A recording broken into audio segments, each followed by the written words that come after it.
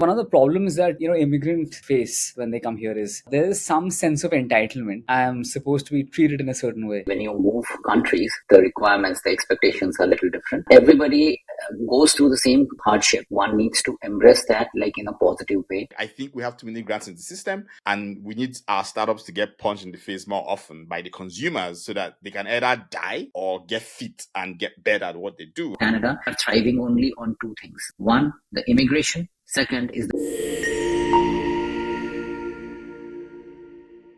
Welcome back to Unfiltered with Poch, everyone. Today I am talking to Dev and Roy, who told me pre-show that they have cumulatively 30 years experience working as lawyers back in India.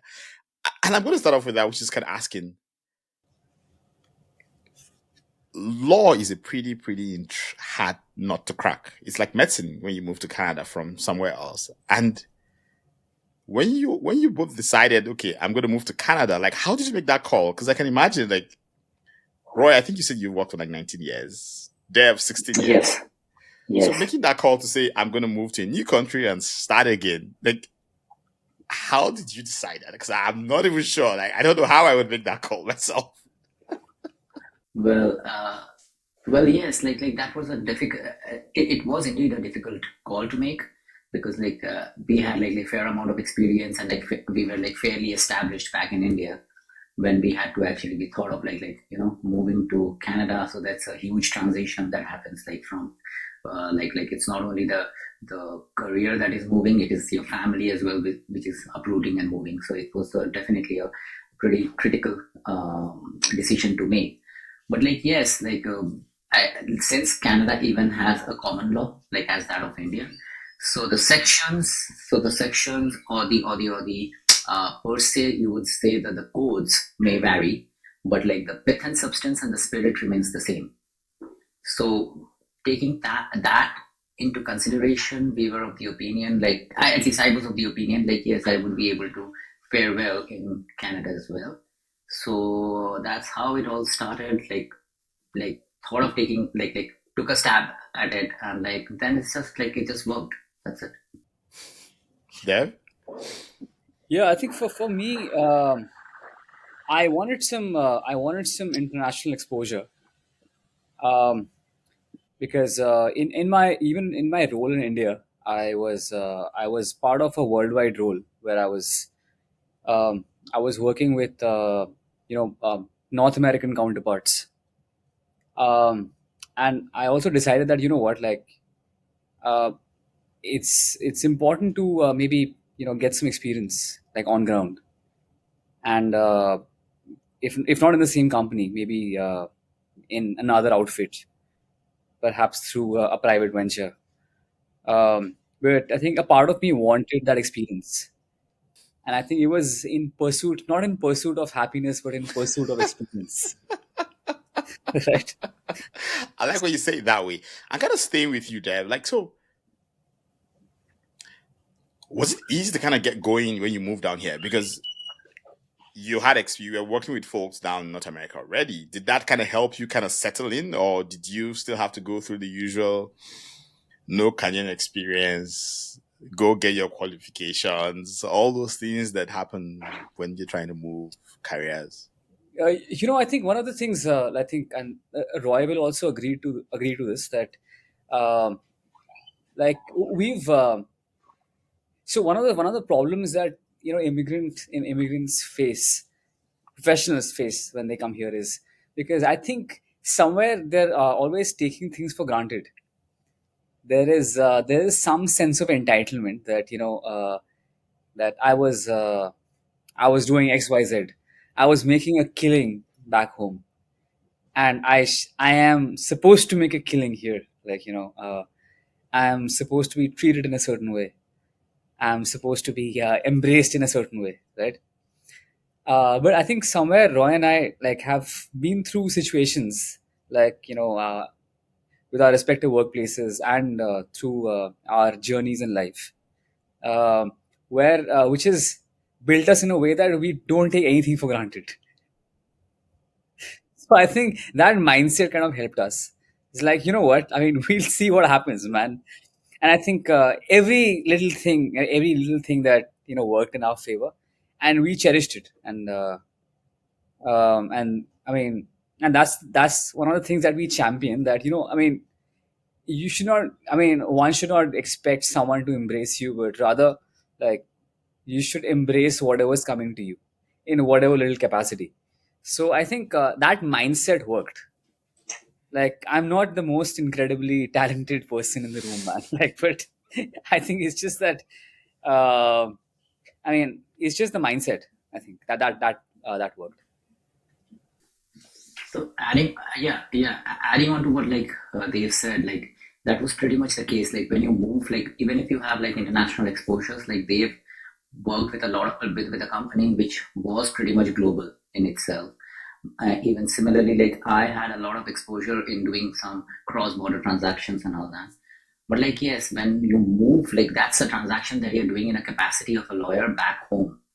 But like when you move countries, then obviously the requirements, the expectations are a little different, and everybody goes through the same set of questions, or the I would say the hardship that are like of having Canadian experience and all that. But like as rightly pointed out by Dave, one needs to embrace that like in a positive way, then bragging about it. If you start ranting about it, like okay, oh, what is the Canadian experience? We already hold like about 10 years of experience, 7 years of experience. We were working in a certain position, or at a particular, we were discharging duties at a particular level. That I would say like that something doesn't work in this part of the country. And like one needs to understand like the requirements and the expectations are different in this part, and the ecosystem functions very differently as opposed to your home country maybe.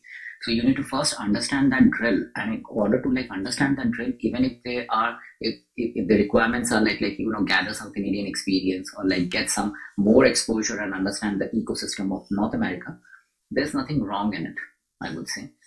And yes, but like yes, we faced our like fair amount of challenges as well, like any other immigrant, I would say.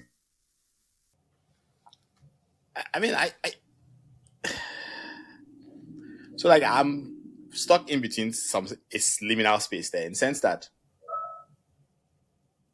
I agree that the immigrant shouldn't feel entitled. I mean, I know that someone once said on this podcast that when you move to a new place, the journey is on the journey of integration and connection lies on the immigrant, not the local. So the immigrant should reach out, should adjust, not feel like a victim and stuff. And I agree to some extent. I also think that there also needs to be there's some balance on the other side of the system itself, because the system itself is asking for immigrants, and it's people are coming in and bringing talent, and then the system itself needs to find a way to make sure that it's much easier for people to kind of go through. So I don't know what the answer is. I don't know what the perfect scenario is, but I agree with Dev when he says you don't have the time to feel entitled. And I feel like a big thing there is you're focusing on what you control, which is yourself. Like, so there's no need to feel entitled about stuff. It's okay. I was a superstar back home. Here I'm starting afresh. And I think just thinking about it that way actually helps you to handle all the things that come your way. But I also Indeed. think that the system itself needs to be designed in such a way that when that immigrant makes an effort, system rewards the effort. It just kind of feels that more often than not, even when the immigrant is making the effort, the system itself is just kind of just pushing the immigrant back, like, yo, no, you don't have that. Like, that kind of thing. And then not everyone has the mental fortitude to get through that thing without ranting or complaining, or that's so it's I don't know what the answer is. I don't know what the middle ground is, but I just know that this system could be better, but the immigrant also needs to put in the work. Immigrant needs to kind of say, hey, I want this, and I know that I'm starting afresh, and I know that no one knows who I am. I know that my qualifications I have to make it matter again. You can't assume that because back home it was A, it's going to be A here, because the context is now different. Yeah, and actually, something, Tozy, like if you embrace, or you are more receptive to the to the observations and to the expectations that they have, like here when you're moving from one country to the other, I think then it is, in fact, it is a process of evolution. you evolve, because like over a period of time, what has happened in the home country as well, you have become somewhere, you have graduated from one level to the other, but it is very structured. So what happens is like you are still in the comfort zone. Whereas like when you move countries, so that is when they push you out of the comfort zone. And that is not, honestly speaking, anytime you are facing certain amount of pain or you're out of your comfort zone, it's not very like, I would say it's not very good, or like it's not very soothing to anybody, honestly. So like that's one of the reasons why like you need to be more receptive to what is coming your way, and like just equip yourself uh, in a way so that like you can actually be part of that system, like integrate yourself into that system, so that like people are also receptive towards you. So there's a very old saying, like when the god shakens your your nest, there are then realize that like it's time to fly. It's not necessarily it's time to crumble, like you can fly as well. So that's the thing. So like it was hard for us, it is hard for all, like any immigrant like who's coming, barring few, I would say. But like for most of them, like it's a difficult journey. But like if you realize that like yes, nonetheless I have to make it, and I have to be receptive to the comments or to the expectation, and have to live up to the expectation and the requirements of this ecosystem, then sooner or later things work. And is that why you all went on to? Because I mean, a lot of immigrants come and spend like 2 years, 3 years, 4 years asking themselves they want to start something. You all come here, work for like a couple of years, and go like, I'm just going to launch a business. Like, Well, it's the leap of faith, man. Yeah, honestly, I think you'll find a lot of business gurus out there, uh, and then there's so many experts uh, giving all sorts of nuggets. But I think it's just beginner's luck, man. I'll be very honest. This is my honest answer. Like you have, I mean, it's just like, I mean, I know so many people like uh, like it's not uh, you can have the best strategist on your side, right? And you can have the senior most person working for you. But I think any business that succeeds, I think there's a 99 99% 99% luck, man. I would say this honestly, Absolutely. honest to God. Like there has to be that divine intervention, man. like Oh yes. I So think you were. I get to hear like there are so many like everyone's an expert on something. Like yeah. I see my feed, man. Like everyone's an expert on something, right? There are so many like events where people can come and talk about how to grow the business or how to start the business. But I think someone who wants to start it just has to take the leap of faith and just has to leave it to God, man. I'll be very honest, man. There is no science to it. And like we started our business, Rosie, like in the middle of pandemic. We started our business in the middle of pandemic when people were like, and we left our jobs like when people were actually being asked to leave. We were in secure jobs and like in, I would say, in a decent positions as well.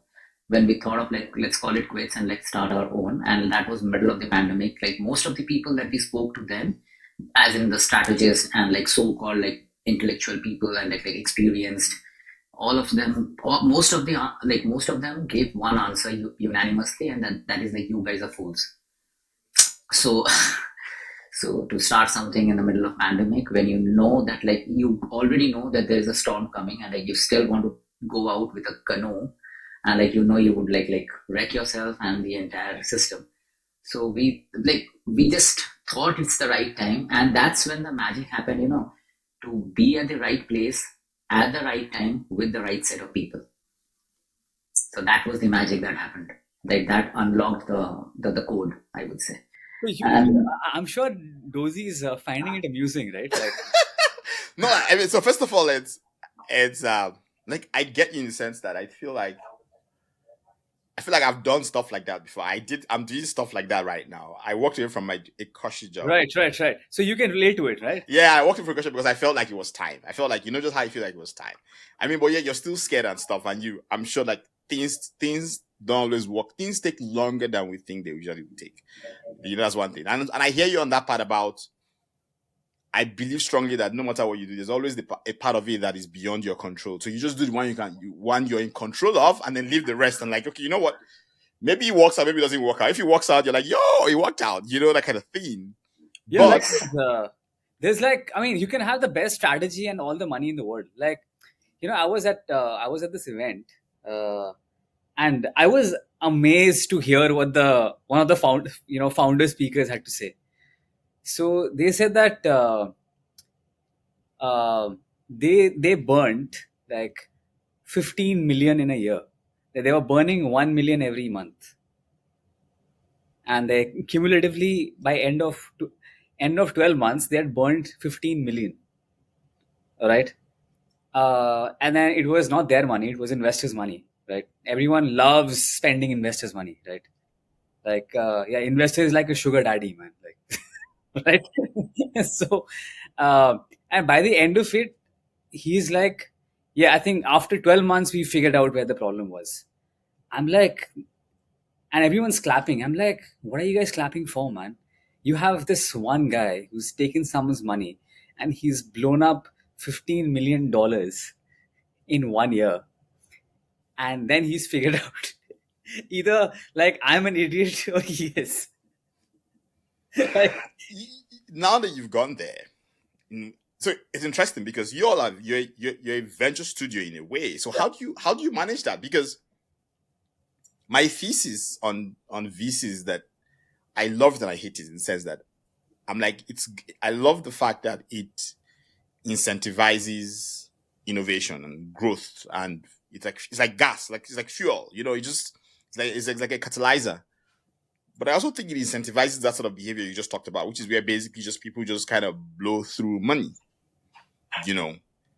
And so when you deal with immigrant entrepreneurs in your space, how do you make sure that that's not the conversation that's happening where people, so that, because you see people saying we want to grow, and I'm like, at what cost? If that was your money, would you be talking about growth like this, or would you be saying, I need to make sure this money works for me, like it works? Because I feel like that's just is a thing, and Canada is so behind in a lot of things that we can't even afford to keep making those kind of mistakes, or we can't afford to just burn through money that way without showing credible traction. So it's like, now that we're there, it's like, how do you manage that with folks you advise, with businesses you do stuff with? Like, how do you manage that process? Yeah, so like there are two folds of answer actually to that. Like most of the companies, like a major section of the companies that we have been dealing with, like Tozy, honestly, they are bootstrap. So we try to like only assist companies, even if they are bootstrap. Like we have to understand like what the technology is behind that company. That what is that technology? Not necessarily it has to be a tech product, but what is the uniqueness? What is that additional thing out there which will set them apart from their competitors? So that is one of the things that we take into consideration. Second, like when it is coming to like fresh startups and like those who have like just used the bootstrap money, we try not to encourage them to go for pre-seed, because then one particular element is missing, and that is the intention. Anybody to start a business is one aspect of it, but like continuity of business is another aspect altogether. So the continuity of business, you would realize when a person has like put in his bootstrap money, trying to manage with his or her bootstrap money for at least a year or two, then you know that there is an intention. Now when we are talking about companies, those who are already at an advanced stage, the only factor that we really factor in before we take them to a VC or like for fundraising or like preparing the document is honestly not the finances, it's not the profit and loss account, is not the technology, but one element, and that is the intention. Whether they have the intent actually to grow and take the product to the next level and like actually solve a solution for the the larger audience out there, or it is just that they are still trying to test waters, because the devil lies in the detailing, pretty much. But So if they have, How do you do that? Like, how do you? Because human beings are pretty interesting creatures. Like, how do you make sure that the intent is right? What can't I just say pretend my intent is right when all I want to do is just kind of raise money and blow $50 million in 12 months? Yeah, you know what? Yes, A lot can be determined by, and people don't know this. They have so when investing, I think there's people consider a lot of a lot of models, like the 5 factor models or 7 factor models, all these fancy models and frameworks. But I think deep down inside, like, to really understand a person, I think it's important to understand, like, what's their story has been up to that point. Like, if, like, and for example, and I've noticed this, that if a founder has always been handed over things, just has been, if the if the parents had dropped like a 100 or 200 grand at at the university level, right? Well, that is not an investor. I mean, that is not a founder I'm investing in, for sure, like 100%. It's because, like, they're used to getting things handed over and not, like, working to get it. You see what I'm saying? Like, so, like, a personal story is very important. And, like, and even when, like, we are hiring people, or like, we don't have like a typical interview model where we have 5 rounds of interviews with the HR, or it's a very candid conversation. And like, we've had people over, coffee chats. We've had people when we're having lunch, because that's when they are their true self. Yeah. Like, so there's this little example, like, Mark Cuban had invested in a guy. It was some form of breath analyzer, right? Yeah. And he'd invested like a good chunk of million, right? Only to find out that a week later, that guy was vacationing in Bora Bora, man. Yeah, I'm like, how fucked up is that? Right? and like honestly, Rosie, like you pretty much answered it. Like when you when you asked this question, you answered it all before, because when you said like there's a particular part where you need, like, which is beyond your control, where you need the divine intervention.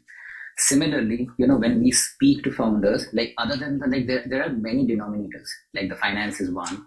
What is the tech, what is the team behind actually that company? Who are the ones, those who are doing the legwork? What are their experiences? What have they achieved in the past? So there are multiple denominators that actually come into the picture. But like other than that, the one thing that really matters is the instinct.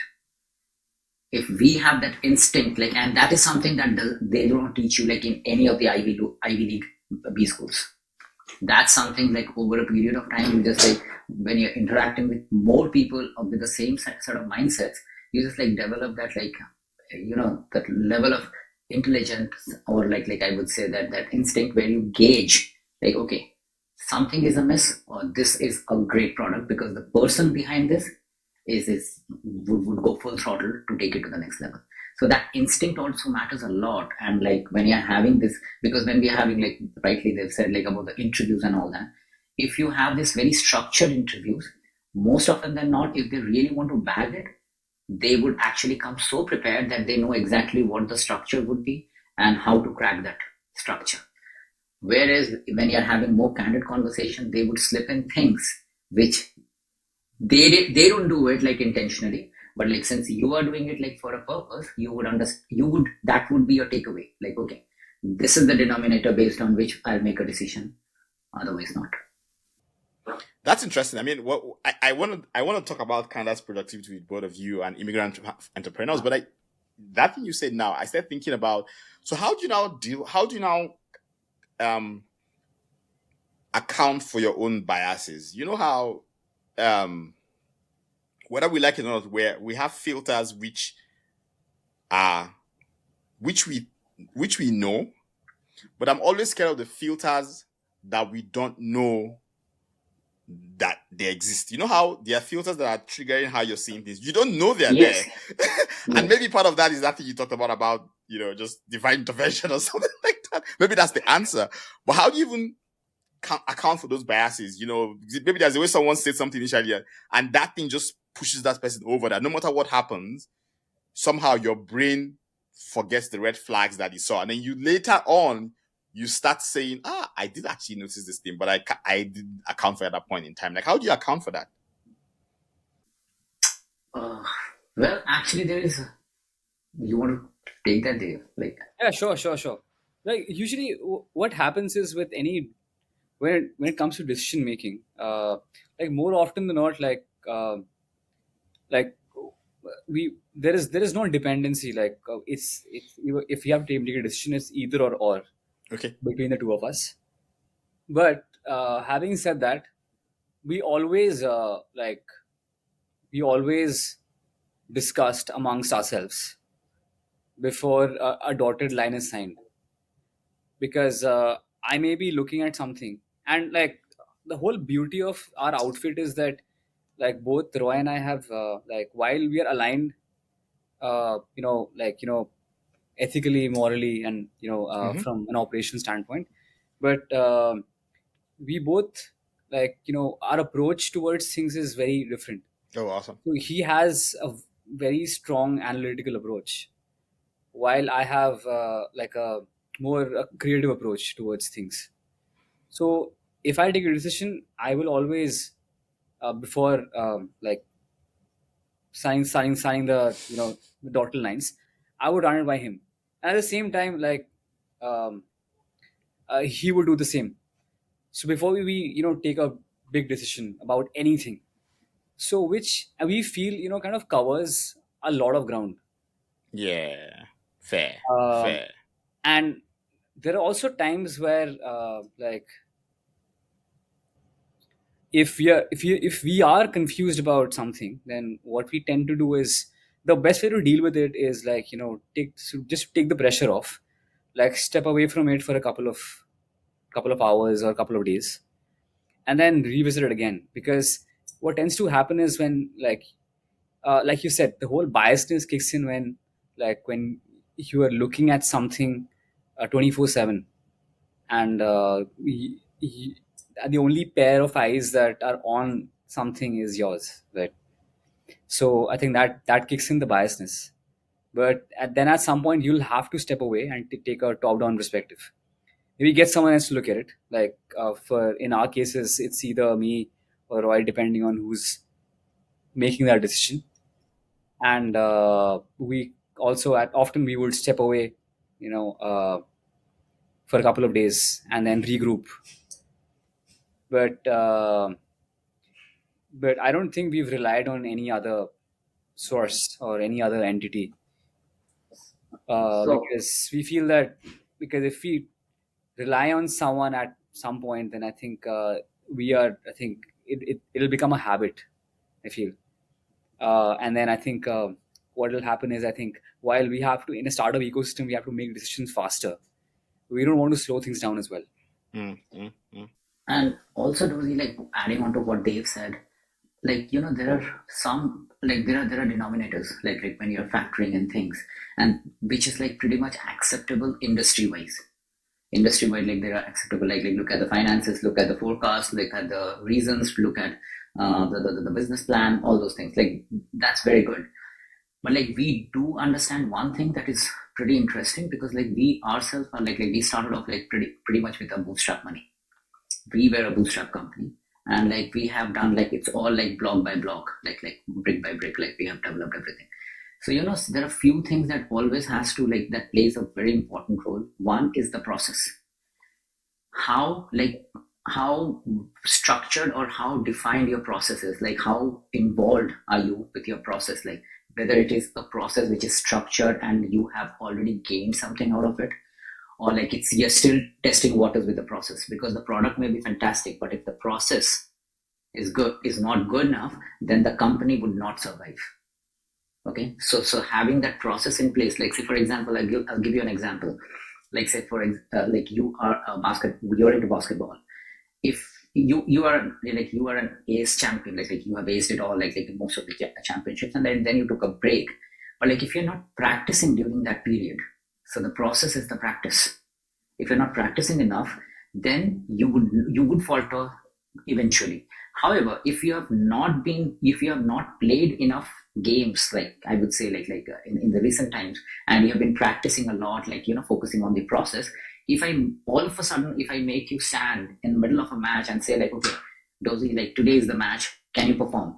Because since you have been practicing so much, you have already followed the process. You would not just stand there and watch others play. You would engage.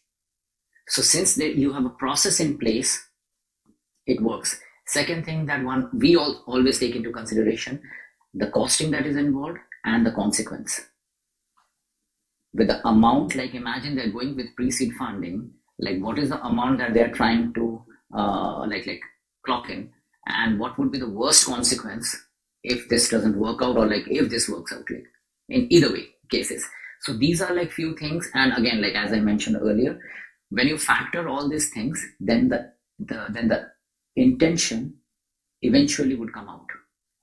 And like when you give that lean period to any founder for that matter, like okay, you step back and you say like, okay, we are still rethinking, or like let me get circle back with you maybe some few days later. In that interim, usually if they're being impatient, then that is one of the red flags that like, yes, something is amiss. If they are confident about their product, if they're confident about their process, they would be the one who would be saying like, yes, pretty much take your time, no rush, but like we can revisit and we can explain the same thing. And when you revisit, actually they will be explaining you the same thing which they did possibly 1 month back. But if the process is not in place and they're trying to just come up with a workaround, the answers would always differ. It keeps on changing. So yes, so that's one of the factors that helps us take more informed decisions, I would say. I want to skid on to something else, which is a topic I've been thinking about a lot these days. Everyone talks about the fact that Canada took a couple of things. One, the Canada's brain drain. Ton of kids just get up, move to San Francisco and stuff and all that. That's one. So and then the second part of that thing is we aren't building enough in Canada. Either, and I don't know whether it's a function of, I have a thesis, which is that our startups are not getting punched in the face by the consumers enough because I feel like the government is doing too much subvention. We have too many grants in the system. I don't know if you share that, what you think about that. Like, because me personally, I'm like, I think we have too many grants in the system, and we need our startups to get punched in the face more often by the consumers so that they can either die or get fit and get better at what they do. I don't know what you think about that. And, based on that are we building enough, and how do we even encourage that more startups? Yeah, the fundamental answer to that is like the economy. What kind of economy you are in? Like US that you said, like people moving to San Francisco and all that, that's only because for the reason the US economy is way more aggressive. Canada's economy is way more conservative, as in even the investors, they are very conservative in their approach. And so are the grants. So there are a lot of grants out there by the government, but they are not being put to right use. So those things needs to you need to have more grants out there. You need to have less qualification. You need to promote something and like more, give away, like you have to allow the startups to actually function in a way that they should be functioning, because the startup cannot work under a lot of conditions and stipulations. So they need to be you need to have certain amount of grants out there, and still be vigilant about their progress and the processes that they're putting in place. And overall, I see that the psychology of the people in Canada needs to be if you need to grow, you need to be aggressive. If you be conservative in your approach with your finances and your grants and your fundings, then this economy would always remain conservative. It would never take that it would never grow, or that growth would never be sustainable. So that is Dave, I think. Because the way his mouth is pressed together, I'm like, what's he thinking about? No. I think you've covered it well. Like one of the things. So I just remember one instance, I think, and why a lot of I was at the Collision conference 2024, at the Enercare. I happened to come across like an angel investor, and then I was just out of curiosity. I was like, like, what's your what's your mantra of investing? So what are the parameters? And she's like, I mean, we have syndicates, and we would do a syndicate investment, because everyone's footing in, like, micro grants. You put it together, and then I was like, that's great. But and then what are the other parameters? She's like, the company has to be revenue positive and has to be operational for at least 5 years. Then in my head, I'm thinking that, then cutting back to Matrix Venture Studio, like we were 5 years, and I'm thinking that we've withered the storm, man. Like, do we really need your money now? Like, why would I give you my money? Like, because you've not been with me when I needed you, but now when you see an incentive, you're stepping in. I get it; it's a business decision, but also I think it might be business for you, but like for like a person running the company, it is not just business. But I think it's at the same time it's a lot more personal, right? Yeah. So I think, and then in my head I'm thinking, I did not say anything. I was like, fantastic, man. That's the way to go. So you know why US has so many millionaires? It's because, or maybe so many billionaires as well in the US, because it is the billionaires who is helping the millionaires to make more money. It is the millionaires, those who are like not afraid of funding. And the whole beauty of the startup ecosystem and the seed funding is that like you have a lot of risk taking appetite. If you want a safe money, then it is not investment, then it's a loan. Usually in Canada, they misjudge that. Like they take the loan as the investment. Like when you're having a syndicate, like consortium, like pulling in like X amount of money, like each one contributing maybe 5%, 3%, 10%, and then you're funding to something and like it's already revenue positive, then usually it is like it is not auguring well to the founder, because like then they say like it's okay, good, like we got some additional funding, but like at what cost? What are we sacrificing? So that's one of the things. And like if they are not sacrificing, then it's more like a it's more like a convertible loan. It's a convertible loan basically. So that's the reason why you need to be more aggressive. Like the people out here, like those who have already made it big, those who are already established companies, those who are already established investors, or the government itself, they need to be more aggressive in the funding. If there are funds available and it is being put to right use, only then the next generation or the next generation of entrepreneurs or business owners would grow to the next level. Otherwise, you would be in that soup always. Like US would be hammering you every now and then, and Canada has to take that beating every now and then, pretty much. Whew. Because I think I've said this too many times in the past 5 days. You can't out entrepreneur bad policy. That's the first thing for me. We can talk all we want, but I feel like it's a government conversation first of all. Because what I hear, what Dev, just the example you gave is really, and how you put it, Roy, that's really what it is what we keep doing here is the entrepreneur takes all the risk. The so-called investors don't want to take any risk.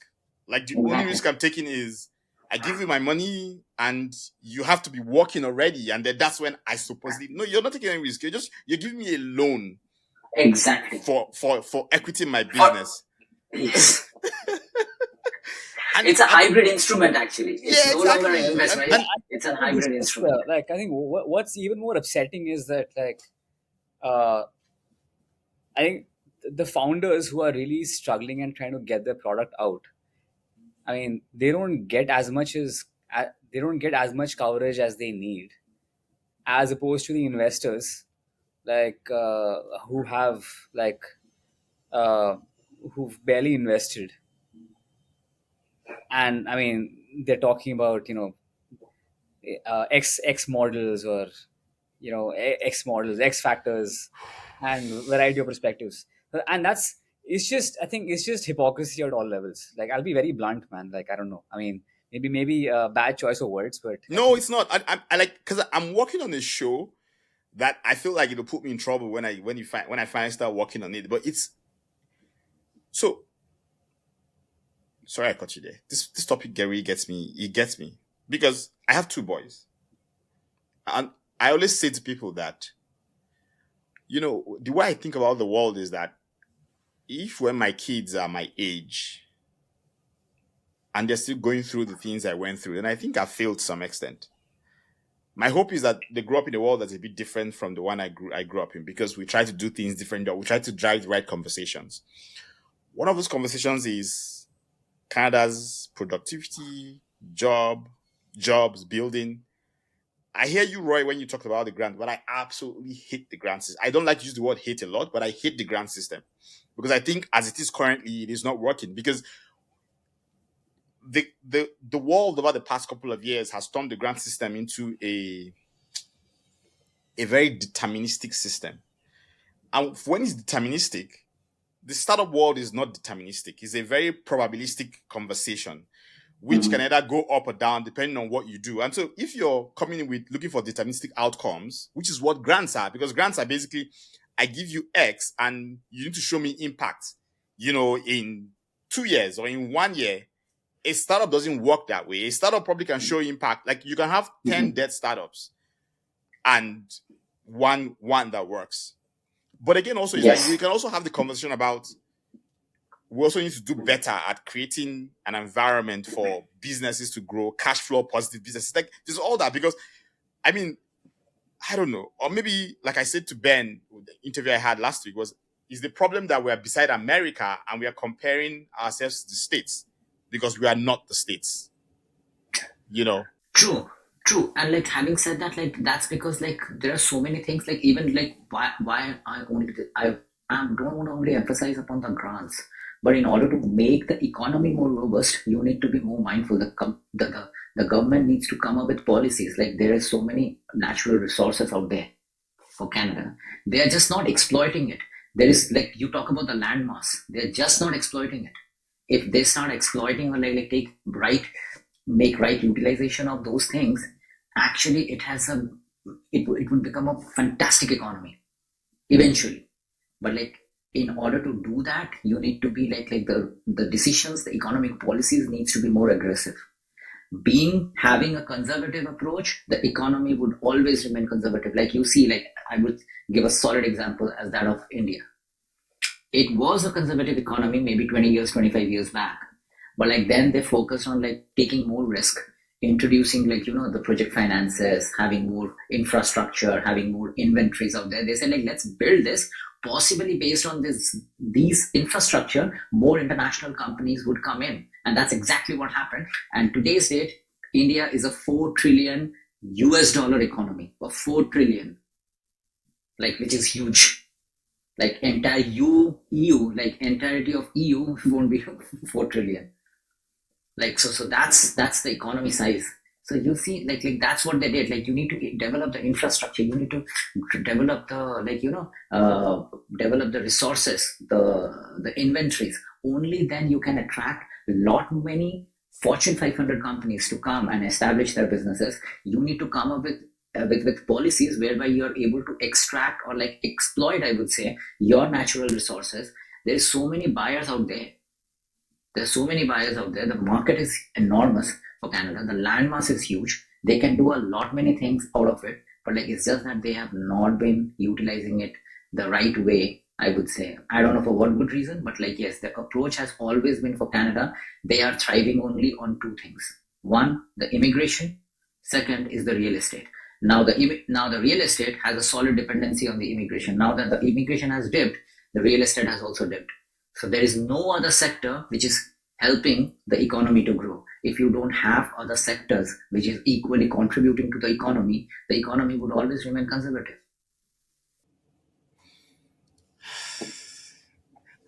Let's round this up. I don't want to rant anymore. No, I know. Like it's tiring, honestly. It's but like that's the fact. That's the fact. Like it's unlike Australia. Australia is like surrounded by waters. Like that's so understandable. Like it's more like an island. They have very limited scope for growth. But when we are talking about Canada, the landmass is huge. You can do so much. There would be so many companies, though, if you give them like better rates, better policies, then they would be little too happy to come and like establish their businesses in Canada. But I don't know why it's not happening. Why is it happening, or why is it has not happened yet? I mean, so we're rounding up now. If you think about all the lessons you've learned this past since 2020 running Venture Studio, like what advice would you give other immigrant entrepreneurs looking to start out in Canada? You know, with all we know, with all you've learned, like what should you start? Should you start a business? Should you take a leap of faith and hope that it works out? Debuting that. One second. Yeah, I think the screen just went off. Sorry, can you just repeat that question again? Sure. Now, say if you think about with all you've learned this past 4 or 5 years running Matrix Ventures, like what advice would you give any other immigrant entrepreneur who's looking to launch a business in Canada? Like, what would you like 1, 2, 3 things you'd be like, hey, make sure you do this because that's from your lessons. That's one way to kind of survive here. So one of the things that I've learned is you always think about like what should drive you is thinking about how many more people can you hire to That's interesting. to have a better process. Because a lot of times what tends to happen is that the founder tends to run around and do everything, which like I think it might work in theory, but it's not practical. Like I mean, if I was doing everything by myself, it would, I don't know, man, it would have been like I don't know, I would have been I would have already run this company to the ground. But luckily, like Abhijitt and I like were able to spread the work between the two of us as co-founders. But at the same time, I think what our success came from getting people onboarded. You know, so I think that's what like growth means when you have revenue and you're putting it back into the corporation. Because what tends to happen is then uh, the founders focus on blowing up the funnel while you have other people handling the process. But if the founder is doing both, then you only have 24 hours, man. Like, Yeah. right?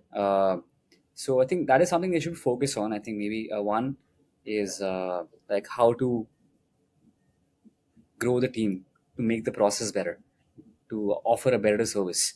Because the byproduct of all this, all the objectives, is only one. That's like you'll have to bring in more revenue. Yeah. Right?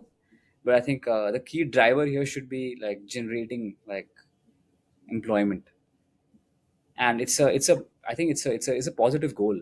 I think it's good for the economy, and I'm like both of us are always ensuring that we are hiring like immigrants. So well, it's not like a hard and fast policy, Rule, yeah. but that is my, if you honestly ask me, and I care less to even say this, that I because there's a lot of talent out there, they just need the opportunity.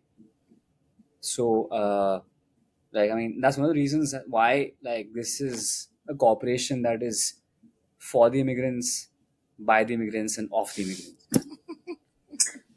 And adding on to I just made that up, man. Like, sorry. but adding on to what they've said, Dozy, another thing that one needs to keep in mind, because you're moving from a different country to an alien land for you till now, like till the time you have got your footing strongly in Canada, it's an alien country. So networking is the key, and on today's date, I would say network is equal to net worth, pretty much point blank. So if you have the right connections at the right places, something that I mentioned like earlier, like the magic happens when you're at the right place with the right people, with the at the right time. that would all come into picture, but like when you have the networking in place, so that's when like you're meeting the right people at the right time, and the right things then just starts falling into place, and that's when the magic happens.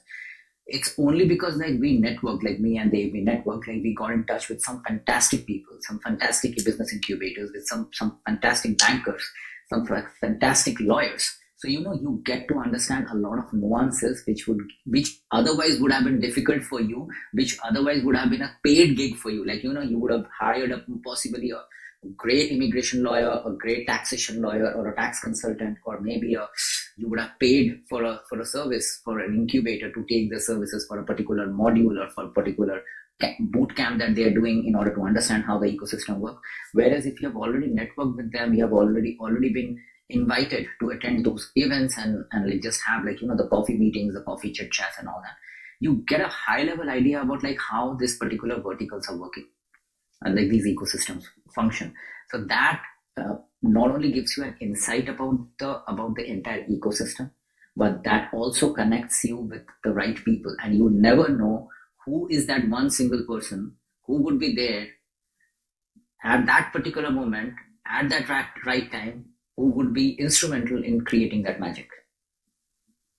So that networking is very important. If you just sit back, because what happens is also another thing is people have this idea of like, if we like usually that is what like happens, like, when we're talking about other than this continent, they have a particular standard resume or profile, and they just keep on copy pasting the same resume for any and every job. Don't do that. Don't do that. Understand the duties that you would be discharging for a particular job. Understand the requirements, the expectation that the employer has. Then customize it. And based on that, and for all of that, you have to be more receptive to the culture.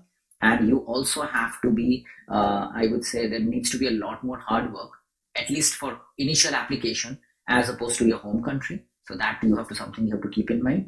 And you have to always be be prepared, like possibly you're hiring for X position, but you would be eventually absorbed at Y position, or you would be fit for a Y role.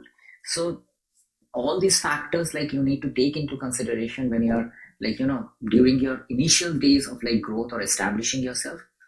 So that is because like there are three stages. Like first is the establishment, then is the continuity, and then is the scalability. So at the stage of establishment, this is very important. And even for the continuity of business, you need to have those network, those people by your side, like having a community by your side or supporting you is extremely important and like helpful, I would say. That worked really well in our cases. So I would say that's something they should keep in mind. Okay. Last question is: would you do this again with all you know now? Would you do this again? Would you have resigned in the pandemic with all you all know now? Oh, you mean do the podcast again? No, not the podcast again. Like, Oh man. would you do Matrix Ventures again? Like, would you have resigned in the pandemic with all you all have gone through right now? Would you have resigned in the pandemic? Would you do that again? Yeah, man. I would, I would do it like honestly, I would do it a zillion times. Again. We'll do it again, man. Like and like the beauty lies in that. Like I was like, I'll give you an example, Dozy. Like I train at a particular place, and there's a master trainer out there. Like he trains like those athletes like competing at the international level and all that.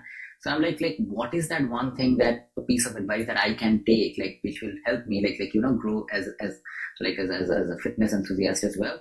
So he said like I have trained with so many people, those who are competing at an international level. They don't do anything additional that you are not doing.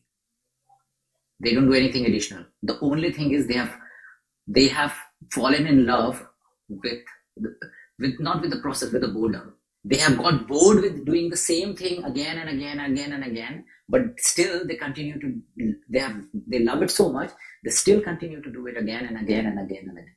So that's what, like, if you have fallen in love, so Matrix is a love. Like yes, we are married, like we have a respected wife, but like, so if you have fallen in love with something, you will just do it again and again, man. Like there's no second thought to it. Yeah, I agree. You just have to just kind of just keep going back and back and back. Yeah, I mean, I think I was thinking this morning about that. The biggest difference in life is just, can you make it your lifestyle, can you be consistent? Like, once you learn to be consistent, like, it's just, you need to just learn to just keep going. Like, just keep going. Some days Oh will be yeah, hard, yeah. some days will be great, but the point is that every single day you just show up and like, okay, today we go again. This is what we need to do today, and you do it, and then you come back tomorrow and do it. Exactly. They're just falling in love with the boredom. Like you're just doing the same thing. Because you have reached to a particular, once you have started, like you're past that continuity stage, then you are like on the, like you are towards the scalability. And when you are at that stage, if you're not continuously like falling in love with your boredom, then somewhere or the other, someday or the other, you would fall short. And that's very painful. That's very painful, honestly speaking. So since you have already got accustomed to a particular level, and to a particular two particular things, I would say, both materialistic and immaterialistic, not so materialistic. So fall in love with the process, fall in love with the boredom, and success is bound to happen. So we usually, before we round up, I do this thing we call this or that, which is which is where we ask you one question, and so I'm going to ask you guys like 3-4 questions, and it's just pretty, give me answer straight to the point. Don't think about it. People think about it a lot. I want people to stop thinking about it. So Yeah, it's this or that. You'll be spontaneous, man. Yeah, exactly. All these spontaneous. Work from home or work from an office. Both. Home. Now this is interesting. Bootstrapping or seeking investors. Bootstrapped. Bootstrap. E-books or paper books. Paper books. Paper books. Any day. Podcast or reading. Podcast. Reading. Coffee or tea. Tea. Are you serious? I thought I was going to get coffee. No, we've had enough coffee, man. I think the last one for me is debt financing or equity financing. Sorry, say that again. Debt financing or equity financing. Or debt finance. I think debt. Not equity. Not equity. Interesting. Yes, not equity. Because debt is like, there is an additional amount of stress on you, which helps you to like grow as well. Whereas equity gives you that, like, then in equity, that's what happens. Like, you go to Bora Bora. Thank you so much. Thank you so much, Dev. Thank you so much, Roy. This was very good. Thank you so much. Thank you, Rosie. Thank you so much. Thank you so much. Really appreciate it.